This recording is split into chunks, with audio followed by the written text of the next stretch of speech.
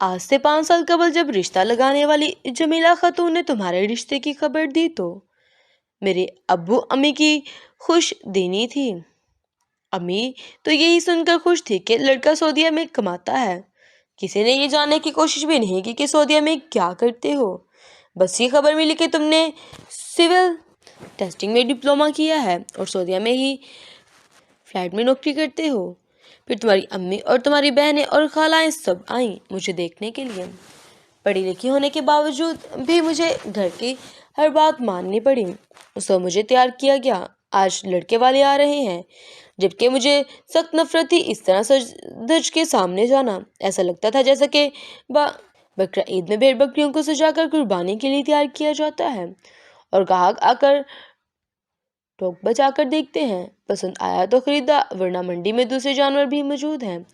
تمہاری ایک خالہ مجھے اس انداز میں دیکھ رہی تھی کہ ٹھوک بجا کر میرے بالوں کو بھی چھو کر دیکھا کہ اصلی ہے کہ نکلی۔ میری خاموشی بھی ان کو بری لگ رہی تھی۔ سوچ رہی تھی کہ شاید میں گونگی ہوں، اور جب تک میں نے کچھ نہیں کہا ان چین نہ آیا۔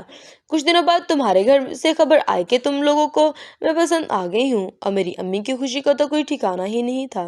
سب لوگ سے کہتی چلی جاتی تھی کہ ان کا ہونے والا دماغ سعودیہ میں کماتا ہے، ان کی بیٹی تو راج کرے گی وہاں۔ شادی کی تیاری میں سب لوگ مصروف تھے۔